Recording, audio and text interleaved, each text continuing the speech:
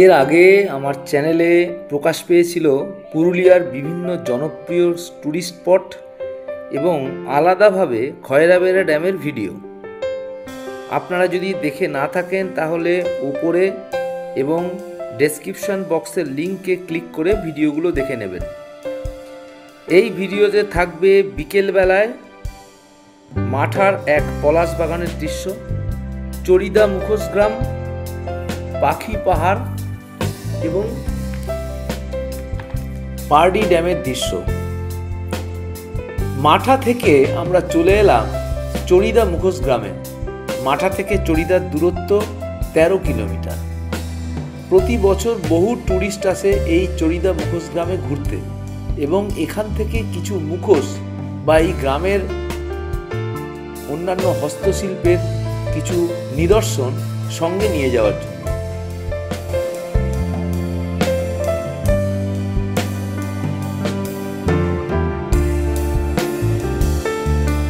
এটা হলো চড়িদার মোড়।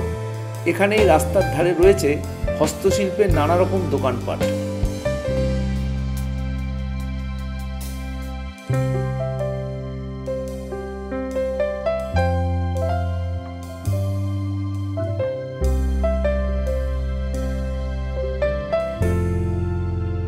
এখানকার প্রাচীন এবং ঐতিহ্যপূর্ণ ছৌ নৃত্যের বিভিন্ন মুখোশ তৈরির প্রাচীন দোকানগুলো এই রাস্তার দুপাশে রয়েছে। দুর্গা, গণেশ, অসুর, সিংহ ও নৃত্যের বিষয়ের সঙ্গে সম্পর্কিত নানান দেবদেবীর মুখোশ বানানো হয় এখানে।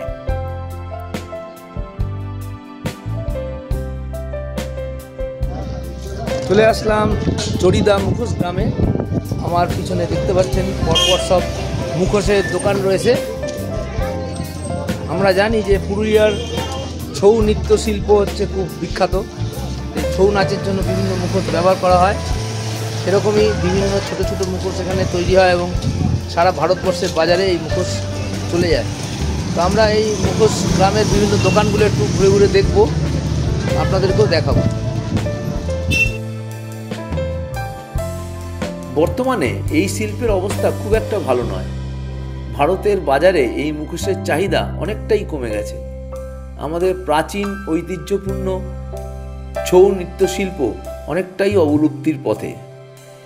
বর্তমানে এই শিল্পকে বাঁচানোর জন্য এবং টুরিস্টদের কাছে এই শিল্পকর্মকে তুলে ধরবার জন্য দোকানগুলিকে একটা জায়গায় নিয়ে আসার চেষ্টা চলছে। একটা মেলার মতো রূপ দেওয়ার ব্যবস্থা করা হয়েছে। মাটির ছাঁচের ওপর কাগজ দিয়ে ছাপ তুলে সুন্দরভাবে রং তুলি দিয়ে পরিপাটি করে মুখোশের শিল্পকর্মগুলি ফুটিয়ে তোলা হচ্ছে। এই মুখোশ শিল্পীদের এক একটা ভালো মুখোশ বানাতে প্রায় একদিন সময় লেগে যায়, কিন্তু তার জন্য তারা পায় মাত্র 200 থেকে 250 টাকা। এই দামটা দাবি করলেও অনেক খদ্দেররা আবার নিতে চায় না, কারণ বর্তমান যুগে মেশিনে তৈরি বিভিন্ন ঘর সাজানোর জিনিস অনলাইনে অনেকেই পেয়ে যাচ্ছেন খুব কম দামে। তাই এই দাম দিয়েও এই মুখোশ কেউ কিনতে চাইছে না। তাই মার খাচ্ছে এখানকার মুখোশ শিল্পীরা। কিন্তু যে পেশায় এতদিন ধরে লেগে রয়েছেন তারা, সেই পেশা থেকে বেরিয়ে অন্য পেশায় তারা কিন্তু যুক্ত হতে পারছেন না।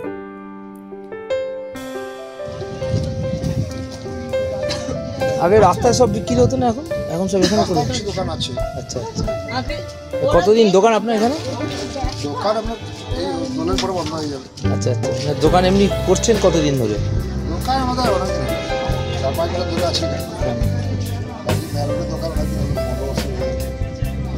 জ্যাম লেগে যায়, গাড়ি ফাড়ি জ্যাম হয়ে যায়। প্রচুর জ্যাম ছিল। আজ তো সন্ধ্যার পর দেখুন না, আগে দিচ্ছি।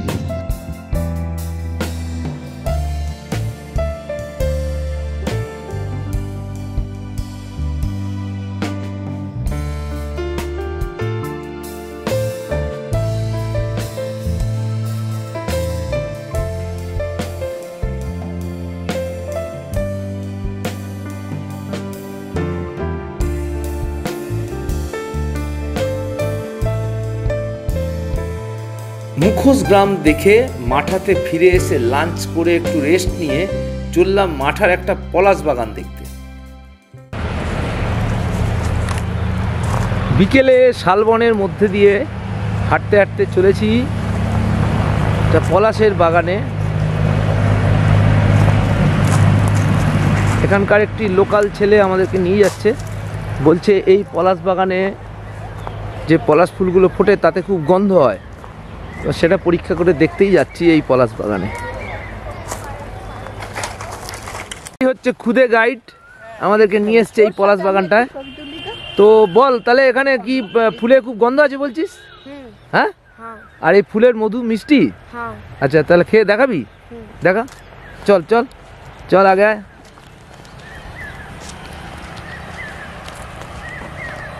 আমাদের খুদে গাইড যাচ্ছে।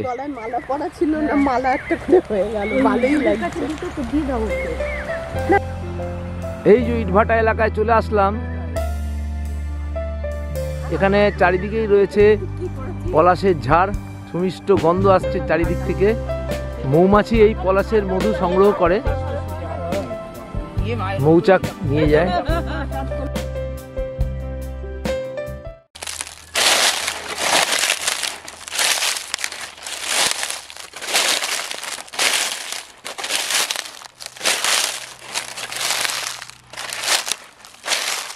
এই ফুলগুলো থেকেই মধু সংগ্রহ করে, এর ভেতরে খুব মিষ্টি মধু আছে।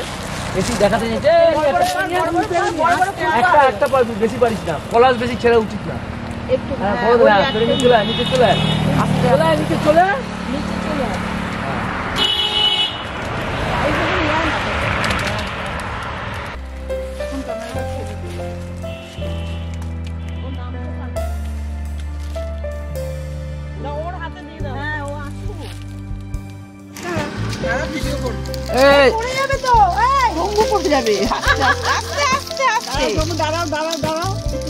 ধরে থাক ডালটা ধরে থাক।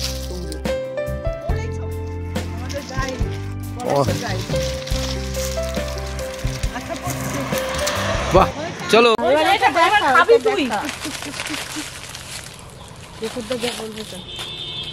মিষ্টি তা আমি খাবো না, আমাকে দে। বল কিভাবে খাবো?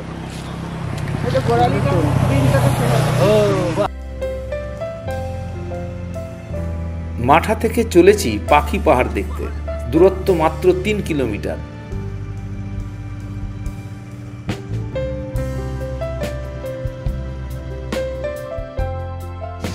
চলে এসেছি পাখি পাহাড়ের সামনে। আমার পিছনে দেখতে পাচ্ছেন পাখি পাহাড় দেখা যাচ্ছে, ন্যাড়া পাহাড়, এতে কোনো গাছপালা নেই। এই পাহাড়টার উপরে একজন কলকাতা বিখ্যাত ভাস্কর, উনি পাখির চিত্রকলা এঁকেছিলেন, এই জন্য এটার নাম পাখি পাহাড়। এই পাহাড়ের উপরে পাখির সমস্ত স্কাল্পচার খোদাই করা আছে। ওটা যদি ভালো করে পাহাড়ের উপরে ওঠা যায় তাহলেই এখান দেখা যাবে, এখান থেকে ভালো করে দেখা যাচ্ছে না। চেষ্টা করছি বড় ক্যামেরায় জুম করে আপনাদেরকে একটু দেখাতে পারি। পরিবেশটা কিন্তু খুবই সুন্দর, একেবারে নির্জন নিরিবিলি, অসাধারণ এক পরিবেশ।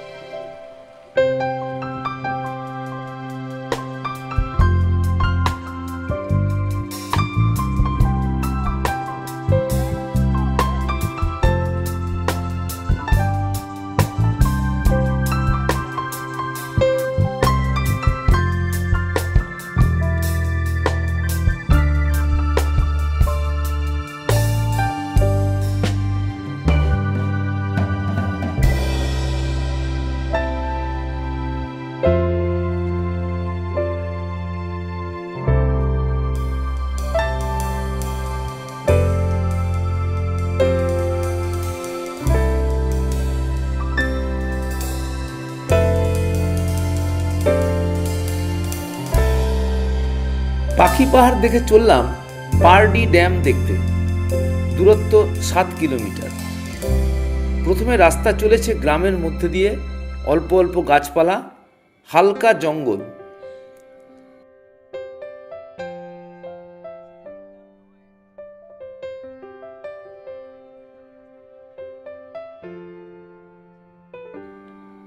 কিছুটা চলার পর আমরা ঘন শালবনের মধ্যে প্রবেশ করলাম। বসন্তের পাতাঝরা ঘন শালবনের মধ্যে দিয়ে কালো পিচের বাঁধানো পথ, একেবারে নিরিবিলি নির্জন, কোনো মানুষজনের চিহ্ন মাত্র নেই। এই জঙ্গলে হাতির আনাগোনা সকাল সন্ধ্যেতে লক্ষ্য করা যায়। তাই আমরা আতঙ্কে একেবারে নিশ্চুপ হয়ে বসে রইলাম।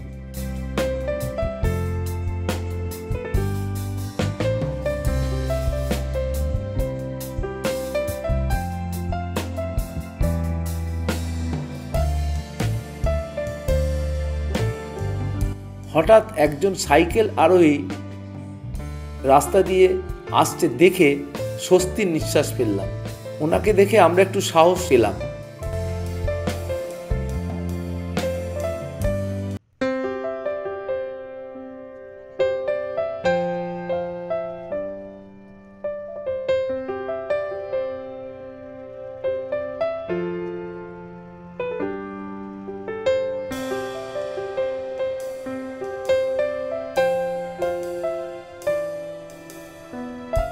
তিন কিলোমিটার জঙ্গলের পথ অতিক্রম করে চলে এলাম একটা সুন্দর উপত্যকাতে। দূরে পাহাড়ের রেখা দেখা যাচ্ছে। একটা সুন্দর গ্রামে প্রবেশ করলাম। দূরে দেখা যাচ্ছে গোরগাবুরু শৃঙ্গ। এই গোরগাবুরু শৃঙ্গ হলো অযোধ্যা রেঞ্জের দ্বিতীয় উচ্চতম শৃঙ্গ। এখানকার এই গ্রামের নাম পারডি গ্রাম। অসাধারণ সুন্দর এই গ্রামটা। গোরগাবুরু পাহাড়ের পাদদেশে পরপর সাজানো সব বাড়িঘর, সব মাটির বাড়ি আর খোলার চাল। মাটির নিকোনো দেওয়ালে সুন্দর সুন্দর সব নকশা আঁকা রয়েছে। খুব পরিষ্কার পরিচ্ছন্ন এই ঘরবাড়িগুলি। এই যাত্রায় সময় কম, তাই গ্রামের বাড়িগুলির মধ্যে ঢুকে দেখা হলো না।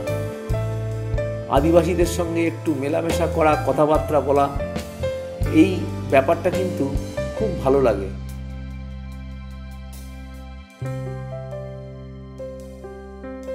ভবিষ্যতে খুব ভালোভাবে এই গ্রামটা দেখার আশা রইল।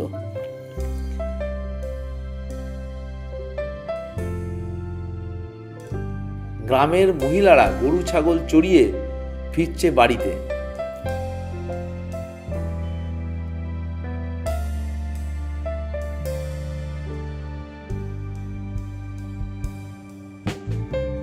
দেখতে দেখতে চলে এলাম গোরগাবুরু ইকো স্টেতে। পারডি ড্যামে এইটাই হচ্ছে থাকার জায়গা। এখান থেকে ড্যাম মাত্র 300 মিটার দূরে। এই গোরগাবুরু ইকো স্টেতে আপনারা থাকতে পারেন। না থাকলেও কিছুক্ষণ রেস্ট নিয়ে লাঞ্চ করে নিতে পারেন। এখানে রয়েছে কফি শপ, আপনারা ইচ্ছা করলে কফি খেতে পারেন, স্ন্যাক্স নিতে পারেন। গাড়ি পার্কিংয়েরও ভালো ব্যবস্থা রয়েছে এখানে। এখান থেকে গোরগাবুরু ভিউ অসাধারণ। এখানকার রুমগুলির সব মাটির দেওয়াল। এদের খাটগুলিও হচ্ছে মাটির তৈরি। ঘরগুলি খুব পরিষ্কার পরিচ্ছন্ন। 4 বেড ও 6 বেডের রুম রয়েছে। এখানে এসি রুমও রয়েছে। জনপ্রতি থাকা খাওয়া সমেত সর্বনিম্ন ভাড়া 1500 টাকা। যোগাযোগ নাম্বার 9330573566।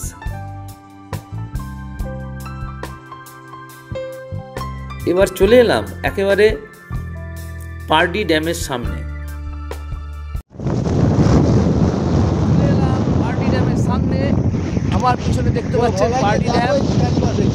প্রচণ্ড হাওয়া বইছে এখানে। অসাধারণ একটা পরিবেশ। এটাকে বলা হয় পুরুলিয়ার নৈনিতাল, কারণ এর চারিদিকে কীরকম পাহাড় দিয়ে ঘেরা। নৈনিতাল লেকের মতো চারিদিকে পাহাড় দিয়ে ঘেরা। 5টা পাহাড় থাকে যেরকম নৈনিতাল লেকে, এখানেও তেমনি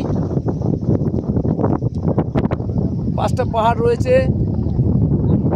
সবচেয়ে উঁচু পাহাড়ের চূড়াটা হচ্ছে গোরগাবুরু শৃঙ্গ। আমার পিছনে রয়েছে এই যে গোরগাবুরু শৃঙ্গ। এছাড়া আরও কিছু পাহাড় রয়েছে এখানে। পুরো জিনিসটা দিয়ে ঘেরা রয়েছে এই লেকটা বা রিজার্ভারটা। আমরা এবারে অন্ধকার হয়ে গেছে, আরেকটু আগে আসতে পারলে খুব ভালো এনজয় করতে পারতাম। তবুও মোটামুটি দেখা যাচ্ছে। পাখি পাহাড় থেকে এটা 7 কিলোমিটার দূরে। অনেক ড্রাইভারকে বলে কয়ে রাজি করালাম, কেননা জঙ্গলের মধ্যে দিয়ে রাস্তা আপনারা দেখলেন, রাস্তা জঙ্গলের মধ্যে দিয়ে আমরা এলাম। অসাধারণ লেক ভিউ, অসাধারণ, একেবারে ডিটো নৈনিতাল লেকের মতো দেখতে। পারডি ড্যাম বা পারডি জলাধার, এটা হচ্ছে পারডি জলাধার বা পারডি ড্যাম। এইটা হচ্ছে ড্যামের রাস্তা, ড্যাম করা রয়েছে। এই হচ্ছে রিজার্ভারটা, পারডি রিজার্ভার। আর এই যে চারপাশে পাহাড় দিয়ে ঘেরা। আলোটা একটু কমে গেছে, আর একটু আলো থাকলে খুবই ভালো লাগতো।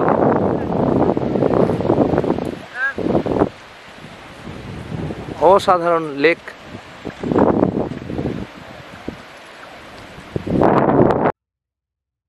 আজকের মতো এই ভিডিওটা এখানেই শেষ করছি।